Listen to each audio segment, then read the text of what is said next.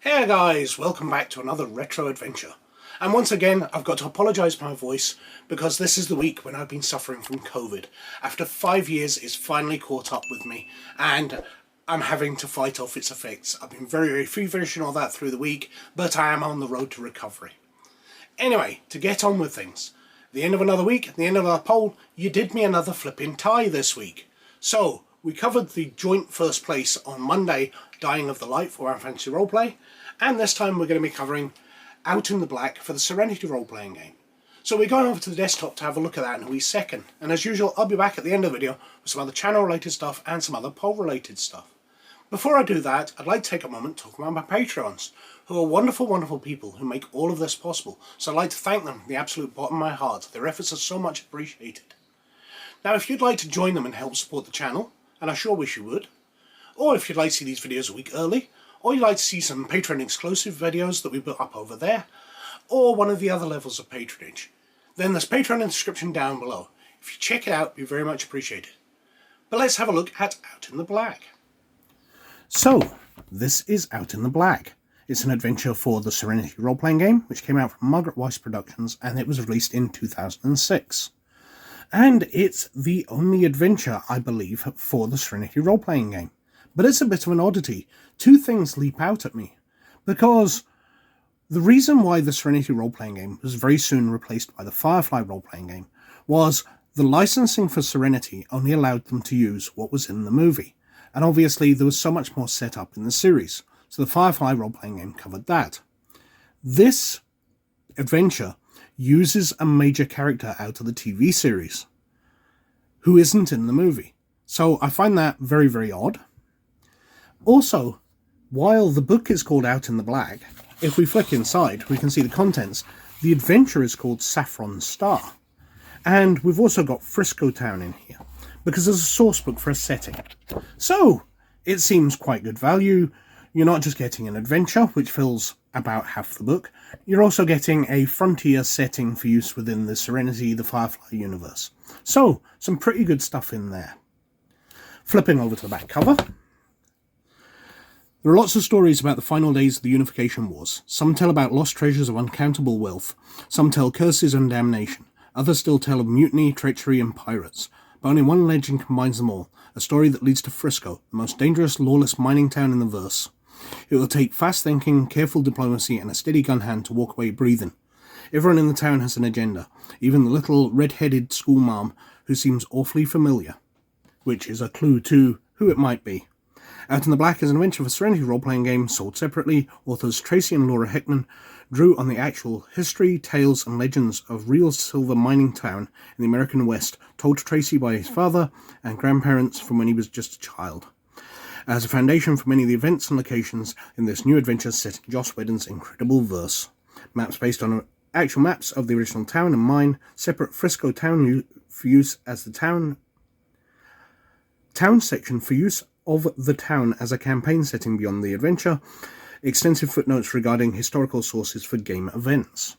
So it's very well researched, based on something that Tracy Hickman knew. Obviously Tracy Hickman is a rather major name.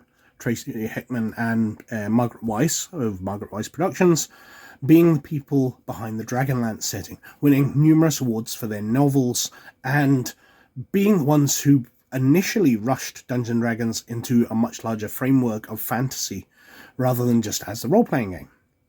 Now, this adventure, my initial point about it is it's a bit light. The adventure that isn't much there. With the setting as well, you can flesh it out, but there's a lot of work to be put on the Games Master, creating the setting, the NPCs and all that in there, while the adventure is threaded through those. So it can create a very immersive thing for your players. But the adventure itself just isn't up to much.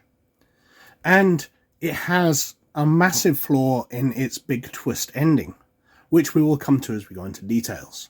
But if you don't want spoilers, this is the point that you turn off before we go in. So, plunging into the book. Inside, it's very well produced. The artwork's quite lovely. It's 102 pages long, and 52 pages of that is the adventure, with the rest making up the town and characters from within the town, as well as some new and used gear, as well as an afterword. So, Book 1, Saffron Star. So, we've got the way it is. We're explaining the story, what it's going to be about. A word about Bridget. Well, it's the character that married Captain Reynolds in the TV series, became Mrs. Reynolds. I believe her name in the series was Saffron, but she is a trickster. Somebody who plays a role as an innocent character, who relies on players, who relies on the main character of the TV series to help her, but she's a trickster. She's out for her own profit, and she will happily be bloodthirsty in the series. She cropped up a couple of times. She was a very fun character. So I can understand why they did that. But given this is the Serenity role-playing game, not the Firefly, they shouldn't really be using her. They don't have the licensing for her. So I'm completely confused. What was the difference between Serenity and Firefly if they could just use characters from the TV series anyway? Carrying on, the story in the town. So, the setup of the story is Saffron has arrived in the town. She has found out that there's a treasure dating back to the fall of the Confederacy, the free people, the Browncoats. And that treasure is hidden within one of the mines near the town. Now, this treasure is vast. There's a lot of money involved in it, but it's cursed. And the twist in the story is that the Alliance poisoned these coins, this treasure. They took a lot of platinum and they poisoned it, putting a disease into the material, and then allowed that treasure to be distributed to their enemy. And they hoped that as the money went around, it would poison people and lead to a plague, weakening the enemy. However, before it could get distributed around, it got stolen. And that's why it's ended up in this mine. But the coins are still threaded with this disease. Now, the problem is that you would get a bunch of money, especially it's marked money, because they've included a way of tracing which were legitimate coins and which were the poison ones, so their own people could tell. But it's marked money, so people wouldn't want to be spending it anyway.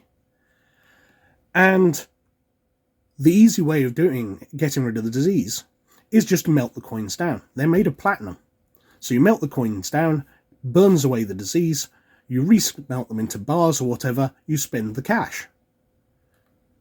So there's multiple reasons for wanting to get rid of the disease and getting rid of the curse. It's not a massive problem. And multiple people I've spoken to who have played the adventure all found the same solution. They all found it through. Anyway, so there's 4 episodes to it. First one is hauling ice. So there are different rumours of war, different scenes within this, which are kind of flashbacks. So at the Battle of Serenity Valley, if people who were in one of the Browncoats, people who fought for the Browncoats, people who fought for the Alliance, what else we got?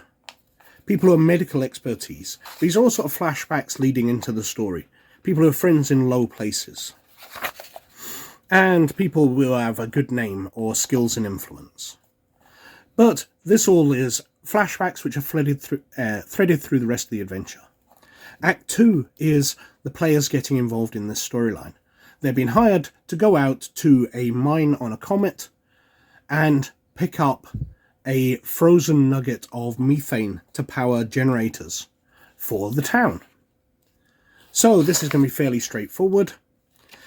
The Lullaby mine, where they pick it up. There's claim jumpers. Fairly straightforward. And then they're delivering this melting ice of methane to the town. But it's the trickster woman, Saffron, who is supposed to pay them for it. And she will promise to pay them as soon as she pick up money from the bank or whatever. And if they follow all this through, if they investigate, you will find that she is making deals and paying people with money from other people. It's all trickery. And she has no intention of paying them. But what players are going to do a part of an adventure and then refuse to get paid? Go, oh, you can pay me later. So the adventure already stumbles a little. But there's a setup of it as they deal with characters within the town. There's a diagram, how all of the things link together within the adventure, all Bridget's, Saffron's tricks. It details meeting them and the background for all of this, making the deal, going through it all. Then they get sidetracked onto another mission, but they end up getting framed for a crime, and they have to break their way out, often by a gunfight, which leads them wanting to track her down, and she's gone into the mine to get the treasure. They've now found some details about it, so they get to go down the mine, follow her down, and gain the treasure, beating her. And that's kind of it. You know, what happened to the school marm? It sort of details what's happening afterwards. Drinks are on the house, if you're a miner's friend. Legacy of Benizawa, if you're a Tong friend. The cursed treasure. So it details what happens with that. And that's the adventure. It's very, very simple. And it relies on the players being quite silly at times. Not doing what players will often do. After that, we're on to book 2. And it's detailing out Frisco town. So, about the town. We've got a map of it, and we've got all the locations. The town jail, Pat Malloy's saloon, Bailey's Sackets, Ormond and Lovett's store. We go through all the places in the town, detailing it out very nicely. We've got characters within it. There's background story, the Tong Citadel, Cornsilver Bunkhouse, the mine. We've got a card game, how to play it, to give a different card game other than just ordinary poker. We've got different sideshows, so just for little side stories, little quests they can do, including large random tables for parts of it, election day for the miners, payroll delivery. Then we're on to NPCs, some major characters. So we've got the stats for Bridget, aka Saffron, rogue con artist. John William McLaren, mine owner. Got some plain folks. And then we've got new and used gear. So Pandora, the cursed treasure. So it explains about that, how the viral agent requires heroic resistance roll. And you can end up going to the Alliance to get the antidote. Because if you've got the treasure and you start distributing it around the town, then the townspeople are going to start getting sick. So if the players have missed the fact that the coins are cursed and poisoned and don't look for anything, then there's going to be side effects of it. It's going to carry on afterwards. We've got Benny Zhao's game piece, and then we've got an afterword explaining the truth of it, the real mining town. We've got a character index and a character sheet. And that's it. Now, I expected good things of this, I have to say. Tracy Hickman is a known quantity. Really good writer. Margaret Weis Productions has extremely high production standards. The Serenity Role Playing Game is one role-playing game which has most impressed me when I've done the rules breakdowns, because it had ideas which really set it apart. There were certain ways of doing things which I thought were absolutely fantastic. It is a standout game for me. But this adventure doesn't impress. It's a setting, and I can see that Tracy Hickman put his heart into that. It's meant a lot to him. But the adventure itself relies on an NPC who really shouldn't be in the Serenity role-playing game, and the players making a lot of silly decisions. So that was Out in the Black for the Serenity role-playing game, and that came joint first place this week on 30%, along with The Dying of the Light for Warhammer Fantasy Roleplay, which I covered earlier in the week. Now, I've already covered the poll, so I'm not going to go into details on that, and the new poll is already open, and I've covered that on the video on Monday. So if you want to know details about that, check out Monday's video. What else I've been up to? Well, as I said, I've been releasing espionage classes for 5e over on DriveThruRPG, so if you check out the link in the description down below, you can check those out. Or, if you'd like to gain access to all of them, then Patreons of Librarian and Laird status get access to a shared Google Drive where all of these things are uploaded.